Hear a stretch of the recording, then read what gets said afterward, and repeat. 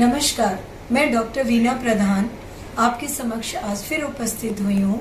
Jawahar colony से ये विषय लेकर कि कोरोना से संबंधित जो हमारी श्रृंखला चल रही थी उसमें एक नई पहल, नया आयाम कि छोटे बच्चों को हम इस लॉकडाउन पीरियड में किस तरह से उनकी परवरिश करें और किस तरह से उनका ध्यान रखें। हमारी ये चीज़ें इसलिए ज़रूरी हैं कि एक तरह से कहें ये एक बहुत ज्वलंत समस्या है जिसे हमें हल करना है और उसके साथ जीना है। इसमें हम लॉकडाउन जैसे ही ख़त्म होगा या जैसे ही हमें कुछ छूट मिलती है तो हम ये सोचते हैं अपने रिश्तेदारों से मिलें। बच्चे सोचते हैं हम अपने छोटे भाई बहनों से मिलें जिनसे हम 2-2.5 महीने से मिल नहीं पाए, तो उनसे मिलने के लिए हम उनके घर जाएंगे, पर हमें वहाँ भी मास्क और सोशल डिस्टेंसिंग का ध्यान रखें तो ये बहुत ही अच्छा होगा, जिससे हमें एक सुरक्षा कवच मिलेगा। दूसरी चीज़ ये हुई कि इस पीरियड दौरान हमारे बच्चे या तो दिन भर खेलते रहते हैं या अपने मनपसंद की चीज़ें करते रहते हैं, तो उनका हम हर चीज़ का एक समय तय करें कि उन्हें किस समय क्या करना है। इनकी ही ले लें कि जो बच्चे 8 से 10 साल के हैं उन्हें 8 से 10 घंटे सोना चाहिए, जो उससे छोटे हैं तो 10 घंटे तो उन्हें चाहिए ही चाहिए, जिससे वो सुबह बहुत अच्छी नई ऊर्जा के साथ उठें और काम करें। उम्र के हिसाब से उन्हें नींद जरूरी है और नींद जितनी ही अच्छी होगी उनकी बीमारी से लड़ने की क्षमता शरीर की और भी बढ़ेगी। फिर हम आ जाते हैं उनकी खुराक का क्या कहना है कि वो स्वस्थ अच्छे रहें, इसके लिए पौष्टिक आहार होना चाहिए और जो अच्छी से आसानी से हमें मिल सके।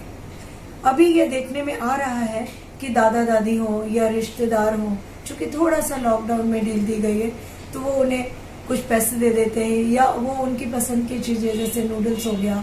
पिज़्ज़ा हो गया या मैगी हो गई, ये चीज़ें ला करके दे देते हैं जो वो खाना पसंद करते हैं, जो उनके स्वास्थ्य के लिए अच्छा नहीं है। तो उसमें क्यों ना हम ऐसा करें, रवे से बनी चीज, दूध से, दही से या घर की दालों से या अंकुरित चीज़ों से बनी हुई चीज़ें दें जो बहुत ही पौष्टिक है और उनके शरीर के लिए बहुत अच्छे हैं। ये चीज़ें उनको दें और समय का ज़रूर तय करें कि उन्हें किस समय क्या खाना है। नहीं तो कैसा हुआ कि वो खेल रहे हैं तो कुछ खा रहे हैं, कुछ टीवी देख रहे हैं तो खा रहे हैं, तो इससे क्या होगा, उनका वजन बढ़ेगा जिसकी परेशानियां हमें बाद में झेलनी पड़ेंगी। ये तो हो गया हमारा उनकी केयर में एक चीज़ और कहना चाहूँगी कि चूंकि लॉकडाउन पीरियड है तो हम क्या करते हैं, अपना काम खत्म किया फिर खुद के मोबाइल में बैठ जाते हैं, या तो एक्स्ट्रा मोबाइल पड़ा हुआ तो वो मोबाइल बच्चों को दे देते हैं कि वो भी थोड़ा व्यस्त रहे और हम थोड़ा रिलैक्स हों। तो हमें इसमें भी एक सुपरविजन रखना पड़ेगा कि बच्चे वो कौन सी चीज़ देख रहे हैं, कौन सा गेम डाउनलोड कर रहे हैं, क्या खेल रहे हैं, ये सुपरविजन के बिना हम उन बच्चों को ना दें। और साथ साथ उनके लिए अब हम केयर या डिस्कशन जो कहें वो के बाद अपब्रिंगिंग की उन्हें आगे क्या करना है, किस तरह से रहना है, तो उन्हें घर में इंडोर गेम्स हों, पजल्स हों, टेबल टेनिस हो, या जिनका घर बड़ा है तो वो प्लास्टिक वाली चीज़ें लेकर के क्रिकेट भी खेल सकते हैं या चेस खेल सकते हैं या लूडो। इससे क्या होगा कि उनके दिमाग में ये आएगी हार जीत, कि अगर हम हारे तो हमें गुस्सा नहीं करना है, उस हार को आगे लेकर के इस हार जीत के जज्बे को समझ करके हमें ज़िंदगी से कैसे समझौता करना है, ये भी वो बच्चे समझेंगे। उनका शौक अगर है ड्राइंग में, क्राफ्ट में, उनका शौक है पजल्स बनाने में, या मेंटल एक्सरसाइज के गेम्स आते हैं, या आप उन्हें कुछ क्विज जैसी चीज़ें दो जिसको वो करें और उनके दिमाग की एक्सरसाइज हो। जब उन्हें आप टीवी देखने का मौका देते हो तो उनके ऊपर एक ये रखो,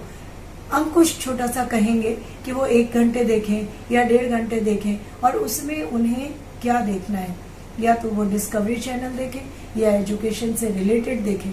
यहाँ जहाँ एजुकेशन की बात आई है, मैं ये ज़रूर कहूँगी कि भले उन्हें आगे की किताबें नहीं मिली क्योंकि छुट्टियाँ शुरू हो गई, उनके ऑनलाइन पढ़ाइयाँ ख़त्म हो गई,